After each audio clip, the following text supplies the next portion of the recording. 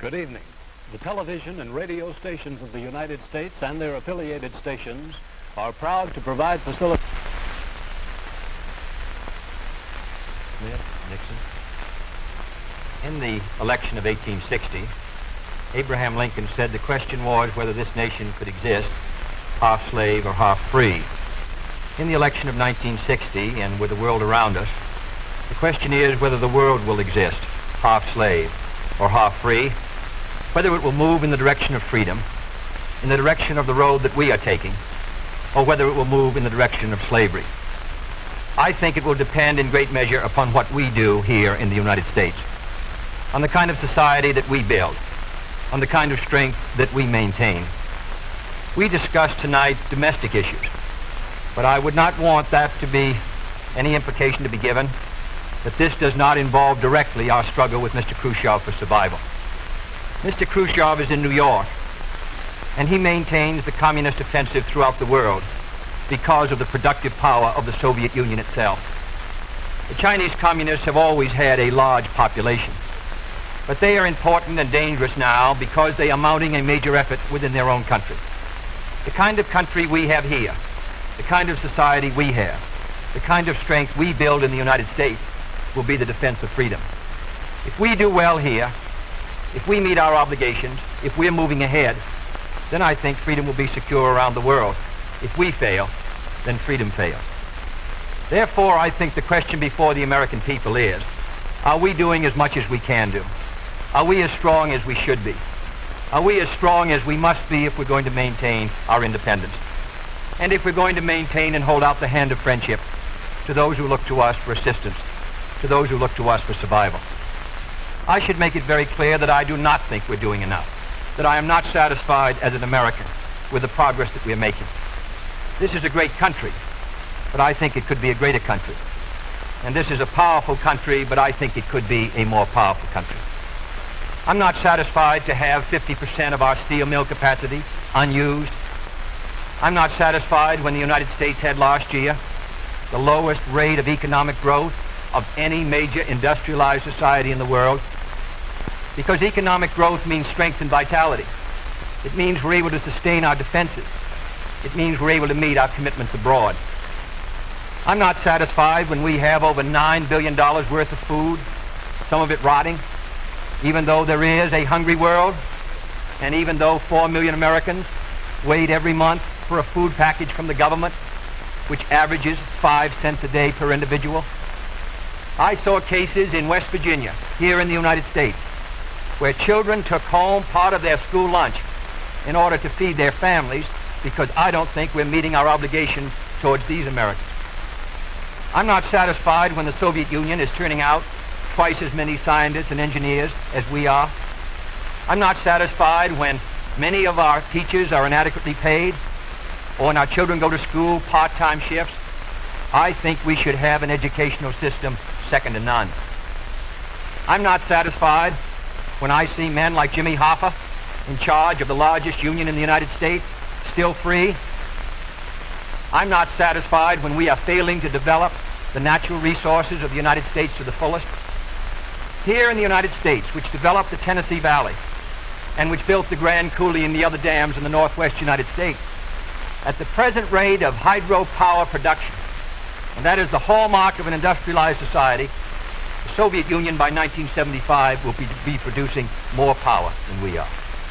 These are all the things, I think, in this country that can make our society strong or can mean that it stands still.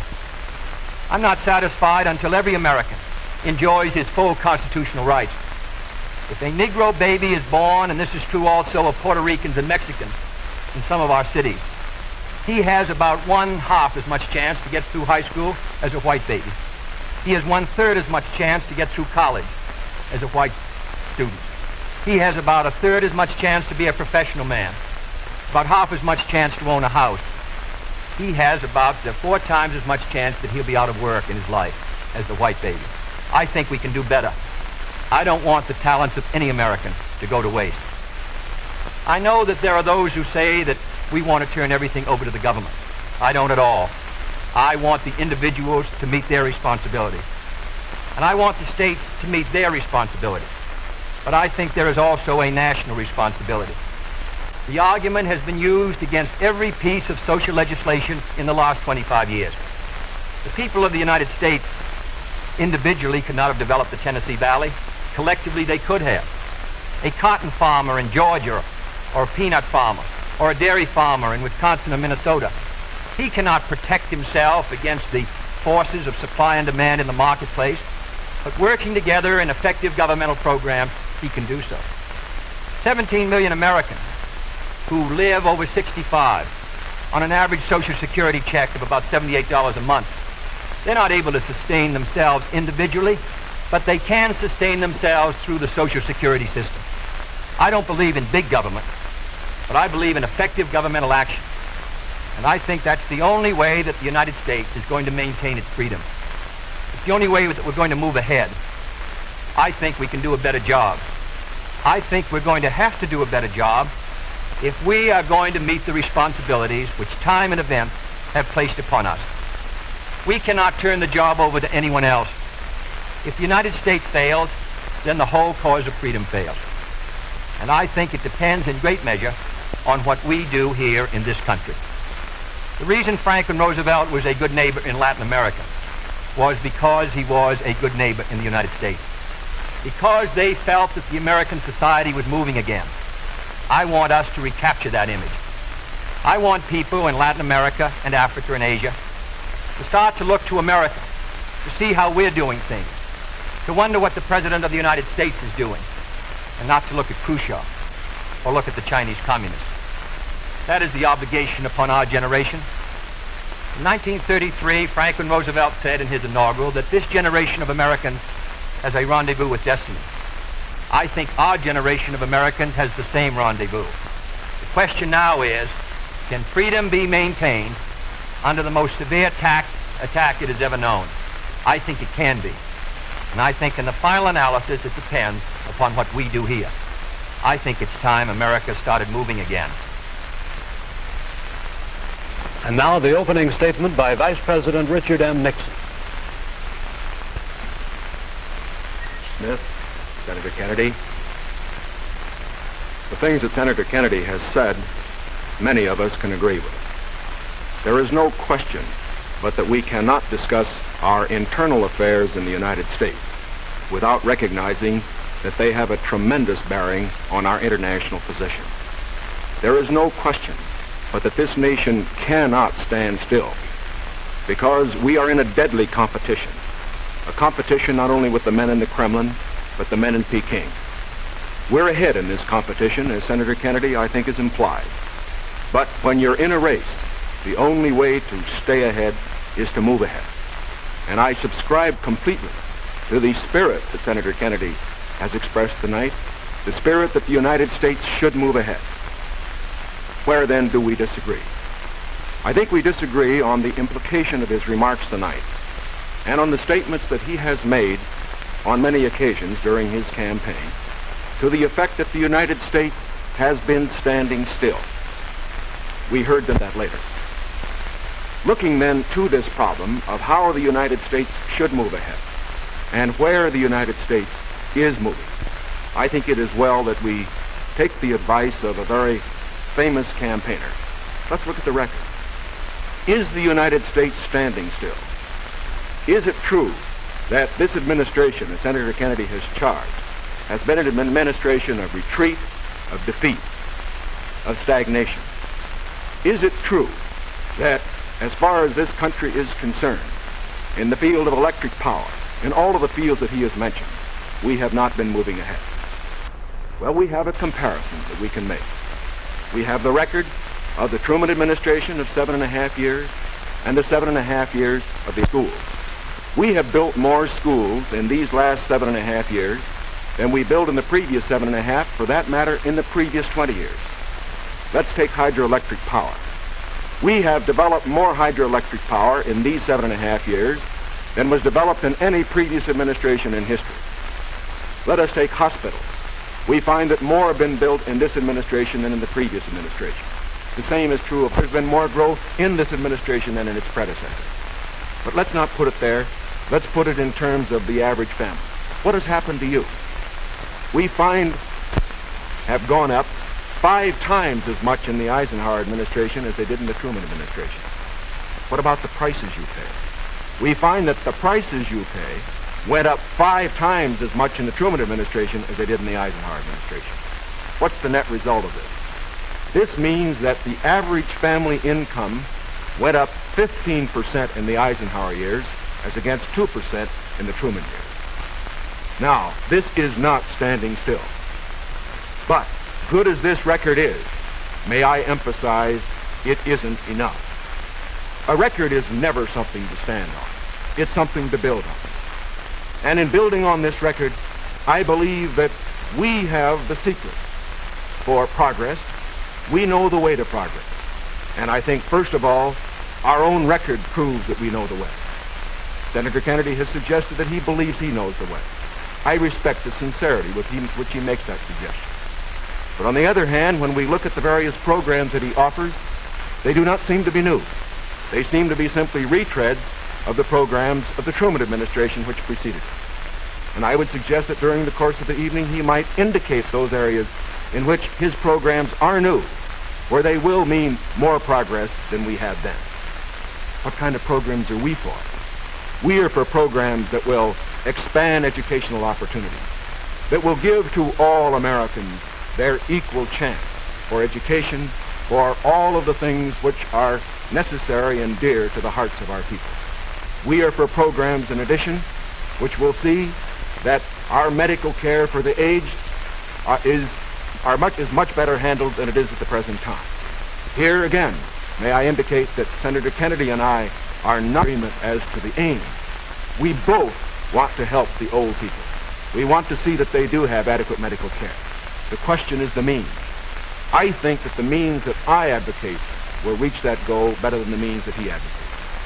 I could give better examples, but for whatever it is, whether it's in the field of housing, or health, or medical care, or schools, or the development of electric power, we have programs which we believe will move America, move her forward and build on the wonderful record that we have made over these past 7.5 years. Now, when we look at these programs, might I suggest that in evaluating them, we often have a tendency to say that the test of a program is how much you're spending. I will concede that in all the areas to which I have referred, Senator Kennedy would have the federal government spend more than I would have it spend. I costed out the cost of the Democratic platform.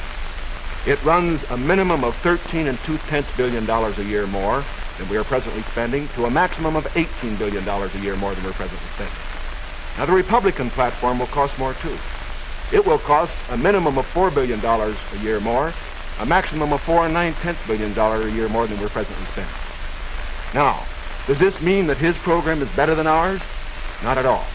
Because it isn't a question of how much the federal government spends.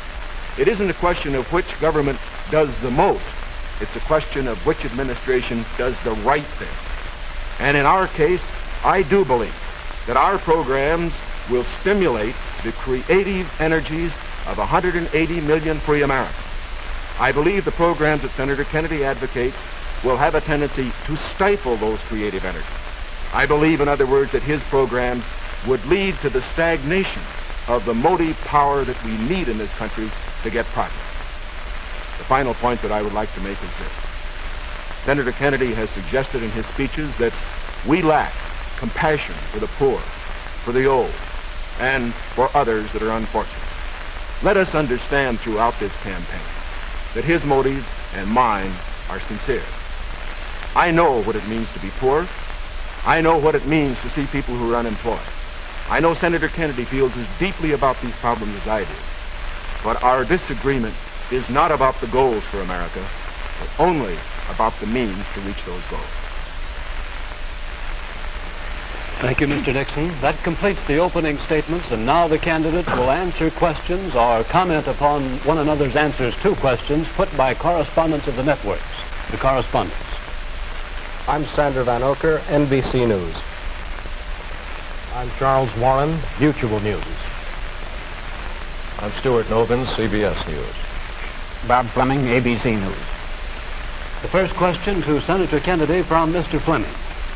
Senator, the Vice President in his campaign has said that you are naive and at times immature. He has raised the question of leadership. On this issue, why do you think people should vote for you rather than the Vice President?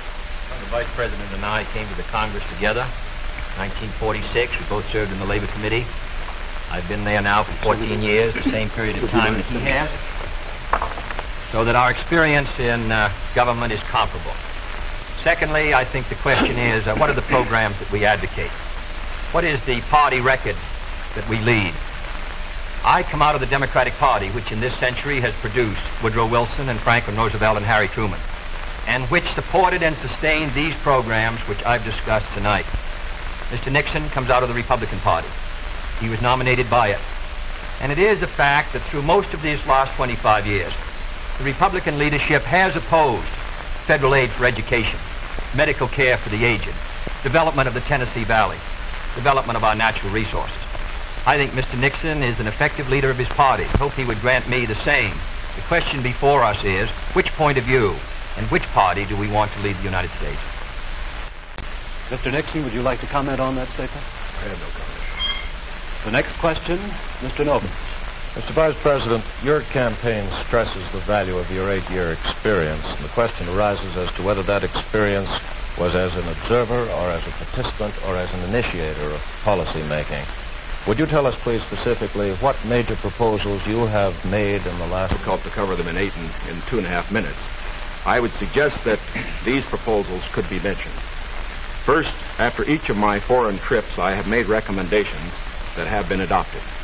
For example, after my first trip abroad, I strongly recommended that we increase our exchange programs, particularly as they related to exchange of persons, of leaders in the labor field and in the information field. After my trip to South America, I made recommendations that a separate inter-American lending agency be set up, which the South American nations would like much better than to participate in the lending agencies which treated all the countries of the world the same. I have made other recommendations after each of the other trips. For example, after my trip abroad to Hungary, I made some recommendations with regard to the Hungarian refugee situation, which were adopted not only by the President, but some of them were enacted into law by the Congress. Within the administration, as a chairman of the President's Committee on Price Stability and Economic Growth, I have had the opportunity to make recommendations which have been adopted within the administration and which I think have been reasonably effective. I know Senator Kennedy suggested in his speech at Cleveland, yes, the United States. Well, I would say in the latter that and that's what I found somewhat unsatisfactory about the figures, Mr. Nixon, that you used in your previous speech. When you talked about the Truman administration, Mr. Truman came to office in 1944 and at the end of the war, and for 7.5 years. And comparing them to the last 8 years, I prefer to take the overall percentage record of the last 20 years of the Democrats and the 8 years of the Republicans to show an overall period of growth. In regard to price stability, I'm not aware that that committee did produce recommendations that ever were certainly before the Congress from the point of view of legislation in regard to controlling prices. In regard to the exchange of students, of labor unions, I am chairman of the subcommittee on Africa, and I think that one of the most unfortunate phases of our policy towards that country was the very minute number of exchanges that we had. I think it's true of Latin America also. We did come forward with a program of students for the Congo of over 300, which was more than the federal government had for all of Africa the previous year. So that I don't think that we have moved, at least in those two areas, with sufficient vigor. The next question to Senator Kennedy from Mr. Warren. Senator Kennedy, during your brief speech a few minutes ago, you mentioned farm surpluses. I'd like to ask this. It's a fact, I think, that presidential candidates traditionally make promises to farmers.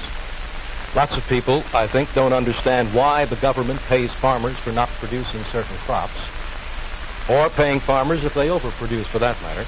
Let me ask, sir, why can't the farmer operate like the businessman who operates a factory? If an auto company overproduces a certain model car, Uncle Sam doesn't step in and buy up the surplus. Why this constant courting of the farmer? Well, because I think that if the federal government moved out of the program and withdrew its support, then I think you would have complete economic chaos. The farmer plants in the spring and harvests in the fall. There are hundreds of thousands of them. They're not able to control their market very well. They bring their crops in or their livestock in, many of them about the same time. They have only a few purchasers that buy their milk or their hogs, few large companies in many cases, and therefore the farmer is not in a position to bargain very effectively in the marketplace. I think the experience of the 20s has shown what a free market could do to agriculture. And if the agricultural economy collapses, then the economy of the rest of the United States sooner or later will collapse. The farmers are the number one market for the automobile industry of the United States. The automobile industry is the number one market for steel. So if the farmer's economy continues to decline as sharply as it has in recent years, then I think you would have a recession in the rest of the country. So I think the case for the government intervention is a good one. Secondly, my objection to present farm policy is that there are no effective controls to bring supply and demand into better balance. The dropping of the support price in order to limit production does not work. And we now have the highest surpluses, $9 billion worth. We've had a higher tax load from the Treasury for the farmer in the last few years with the lowest farm income in many years. I think that this farm policy has failed. And my judgment, the only policy that will work will be for effective supply and demand to be in balance. And that can only be done through governmental action. I therefore suggest that in those basic commodities which are supported, that the federal government, after endorsement by the farmers in that commodity, attempt to bring supply and demand into balance, attempt effective production controls so that we won't have that 5 or 6% surplus which breaks the price 15 or 20%. I think Mr. Benson's program has failed. And I must say, after reading the Vice President's speech before the farmers as he read mine, I don't believe that it's very much different from Mr. Benson. I don't think it provides effective governmental controls. I think the support prices are tied to the average market price of the last 3 years, which was Mr. Benson's theory. I therefore do not believe that this is a sharp enough breach with the past to give us any hope of success for the future. Mr. Nixon, comment? I, of course, disagree with Senator Kennedy insofar as his suggestion as to what should be done on the farm program.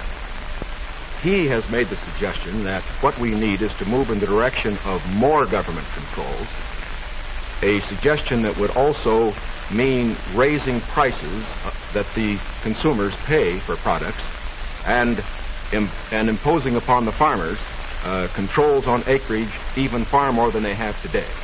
I think this is the wrong direction. I don't think this has worked in the past. I do not think it will work in the future. The program that I have advocated is one which departs from the present program that we have in this respect. It recognizes that the government has a responsibility to get the farmer out of the trouble he presently is in because the government got him into it. And that's the fundamental reason why we can't let the farmer go by himself at the present time. The farmer produced these surpluses because the government asked him to through legislation during the war. Now that we have these surpluses, it's our responsibility to indemnify the farmer during that period that we get rid of the surplus. Until we get the surpluses off the farmer's back, however, we should have a program, such as I announced, which will see that farm income holds up. But I would propose holding that income up, not through a type of program that Senator Kennedy has suggested that would raise prices, but one that would indemnify the farmer, pay the farmer in kind from the products which are in surplus. The next question to Vice President Nixon from Mr. Van Oker. Mr. Vice President, since the question of executive leadership is a very important campaign issue, I'd like to follow Mr. Noven's question. Now, Republican campaign slogans, you see them on signs around the country, as you did last week, say, it's experience that counts. That's over a picture of yourself, sir. Implying that you've had more governmental executive decision-making experience than your opponent. Now, in his news conference on August 24th, President Eisenhower was asked to give one example of a major idea of yours that he adopted. His reply was, and I'm quoting, "If you give me a week, I might think of one. I don't remember." Now, that was a month ago, sir, and the President hasn't brought it up since. And I'm wondering, sir, if you can clarify which version is correct, the one put out by Republican campaign leaders or the one put out by President Eisenhower? Well, I would suggest, Mr. Van Oker, that if you know the President, that was probably a facetious remark. I would also suggest that insofar as his statement is concerned, that I think it would be improper for the President of the United States to disclose the instances in which members of his official family had made recommendations, as I have made them through the years, to him, which he has accepted or rejected. The President has always maintained, and very properly so, that he is entitled to get what advice he wants from his cabinet and from his other advisors without disclosing that to anybody, including, as a matter of fact, to Congress. Now, I can only say this. Through the years, I have sat in the National Security Council. I have been in the cabinet. I have met with the legislative leaders. I have met with the President when he made the great decisions with regard to Lebanon, Kimoy Matsu, other matters. The President has asked for my advice. I have given it. Sometimes my advice has been taken. Sometimes it has not. I do not say that I have made the decision. And I would say that no President should ever allow anybody else to make the major decisions. The President only makes the decision. All that his advisors do is to give counsel when he asks for it. As far as what experience counts and whether that is experience that counts, that isn't for me to say. I can only say that my experience is there for the people to consider. Senator Kennedy's is there for the people to consider. As he pointed out, we came to the Congress in the same year, now have the opportunity to evaluate his as against mine, and I think both he and I are going to abide by whatever the people decide. Senator Kennedy? Well, I'll just say that the question is of experience, and the question also is what our judgment is of the future, and what our goals are for the United States, and what ability we have to implement those goals. Abraham Lincoln came to the presidency in 1860 after a rather little-known session in the House of Representatives, and after being defeated for the Senate in 58 and was a distinguished president. There is no certain road to the presidency. There are no guarantees that if you take one road or another that you will be a successful president. I have been in the Congress for 14 years. I have voted in the last 8 years, and the Vice President was presiding over the Senate, which candidate and which party can meet the problems that the United States is going to face in the 60s. The next question to Senator Kennedy from Mr. Novus.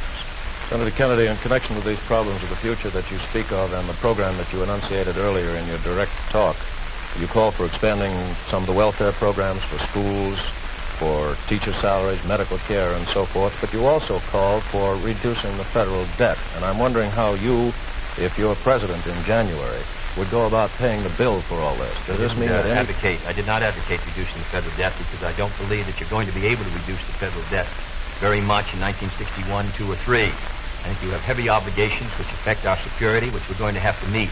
And therefore, I've never suggested we should be able to retire the debt substantially or even at all in 1961 or 2. Senator, I believe in one of your speeches you suggested that reducing the interest rate would help toward... No, not reducing. However, the kind of programs that I talk about, in my judgment, are fiscally sound. Medical care for the aged, I would put under Social Security. The Vice President and I disagree on this. The program, the Javits-Nixon or the Nixon-Javits program, would have cost, if fully used, $600 million by the government per year and $600 million by the state. The program which I advocated, which failed by 5 votes in the United States Senate, would have put medical care for the aged in Social Security and would have been paid for through the Social Security system and the Social Security tax. Secondly, I support federal aid to education and federal aid for teacher salaries. I think that's a good investment. I think we're going to have to do it. And I think to heap the burden further on the property tax, which is already strained in many of our communities, will ensure, in my opinion, that many of our children will not be adequately educated and many of our teachers not adequately compensated. There is no greater return to an economy or to a society than an educational system second to none. On the question of the development of natural resources, I would pay as you go, in the sense that they would be balanced and the power revenues would bring back sufficient money to finance the projects, in the same way as the Tennessee before us all. It faces all Republicans and all Democrats is, can freedom in the next generation conquer, or are the communists going to be successful? That's the great issue. And if we meet our responsibilities, I think freedom will conquer. If we fail to move ahead, if we fail to develop sufficient military and economic and social strength here in this country, then I think that the tide could begin to run against us. And I don't want historians 10 years from now to say, these were the years when the tide ran out for the United States. I want them to say, these were the years when the tide came in. These were the years when the United States started to move again. That's the question before the American people, and only you can decide what you want this country to be, what you want to do with the future. I think we're ready to move, and it is to that great task, if we're successful, that we will address ourselves. Thank you very much, gentlemen. This hour has gone by all too quickly. Thank you very much for permitting us to present the next President of the United States on this unique program. I've been asked by the candidates to thank the American networks and the affiliated stations for providing time and facilities for this joint appearance. Other debates in this series will be announced later and will be on different subjects. This is Howard K. Smith. Good night from Chicago.